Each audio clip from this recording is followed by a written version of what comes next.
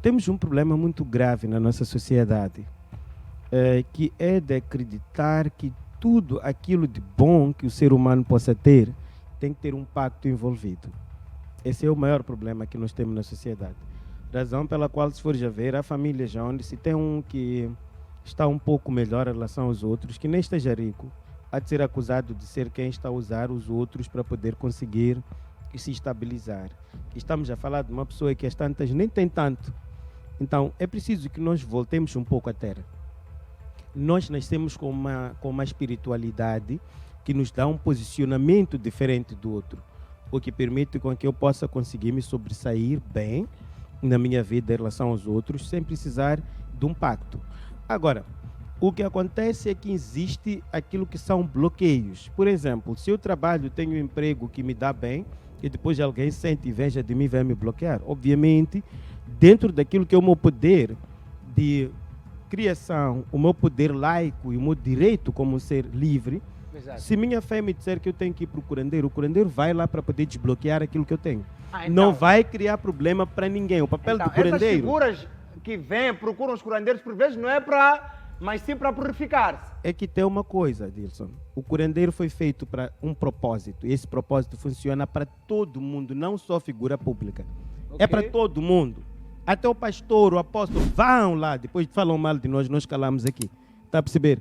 Então, no meio disso tudo, estamos a falar... Vem direto dizer que os curandeiros não são nada. Os curandeiros isso assado cozido enquanto vão. Nós sabemos isso, nós guardamos isso, porque cada qual tem que ficar dentro do seu assunto.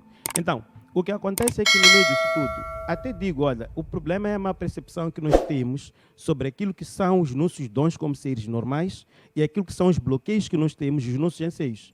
Quem tem muitos anseios é uma pessoa que vai ser egoísta e vai procurar um obscurantista. E muitas dessas pessoas que vocês estão a referir aqui são pessoas que vão ao obscurantista. Aquilo que estava a falar aqui, a minha cara colega de painel, a falar de Shizyotani. Shizyotani, quando surgiu, ninguém soube de onde veio. Okay. E ele sempre disse que era filho de um pacto. Como é que um pacto... Shizyotani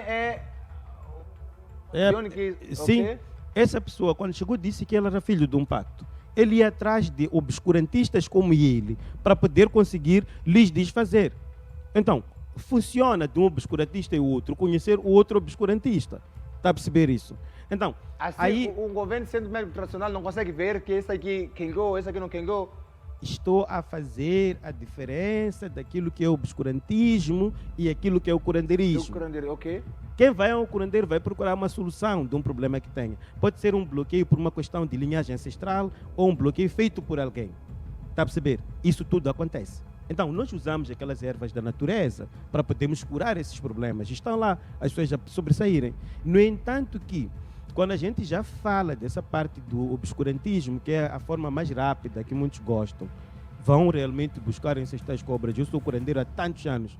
Na minha casa nem pele de cobra tenho, mas não nego que alguém possa ter pele de cobra, porque cada linhagem espiritual tem aquilo que tem o seu direito de ser. Lembrando que a própria medicina tradicional é baseada naquilo que são atos e ações dos 4 elementos da terra. Mas agora, se você me encontra com uma cobra viva na minha casa, tem que estranhar. Isso está muito fora daquilo que tem a ver com linhagens da medicina tradicional. E o próprio tratamento que o médico tradicional vai te dar é diferente daquilo que o obscurantista vai te dar. As cobras, nós como médicos tradicionais não temos. Mas muitas dessas pessoas de verdade que têm esse hábito de querer aparecer em todas as classes sociais, não vamos falar só da parte artística. Exato. São pessoas que têm a vontade de crescer, então vão ter com o obscurantista. Agora, o obscurantista daqui a Maputo é pouco. Tem que ir lá para as Gazas, lá onde tem mas esses... há quem não sabe diferenciar. Já recebeu propostas de pessoas que já vieram? A precisarem de assuntos obscurantistas? Exato. Várias vezes, de várias arenas. E grandes estrelas? De várias arenas. Estou a dizer, de várias arenas. Cheio.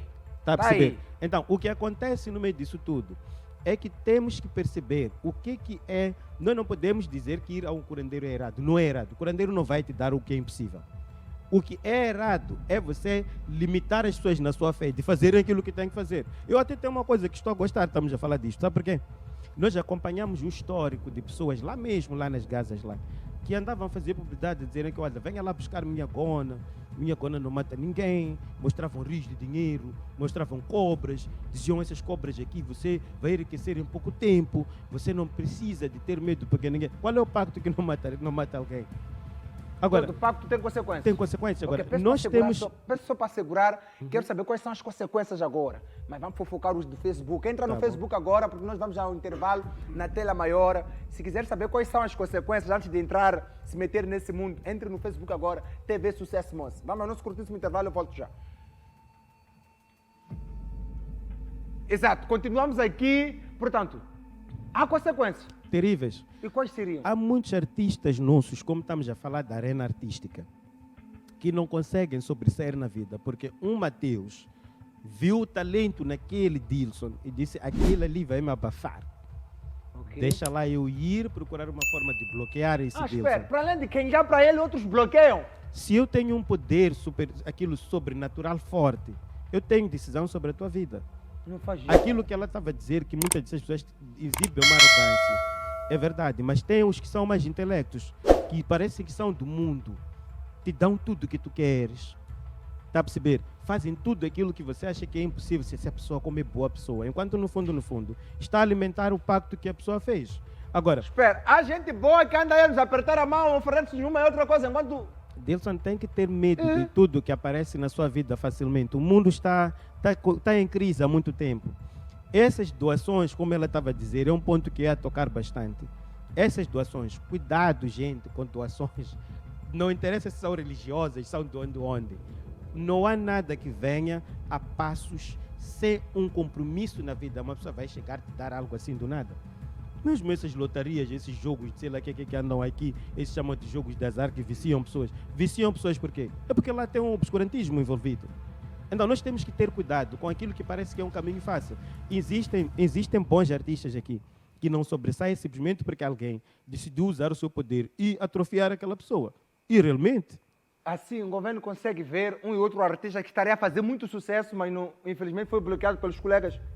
Nós fazemos parte dessa sociedade, sabemos dessas coisas. E no final do dia, sabes como se não bastasse, qual é a pior coisa? É que ainda dentro desse processo todo, os mesmos artistas, como ela estava a dizer, cantam coisas que não têm nada a ver e nós aplaudimos porque estamos sob a hipnose daquele pacto que lá foi feito. Não faz sentido. Há músicas que nós dançamos, aplaudimos, que não há nada, somente porque o dono foi trabalhar. Eu vou dar um exemplo de uma canção que nem é do país. Um exemplo simples. Gente, vocês se lembram do Senta no Pula Pula? Se senta no pula... Sim.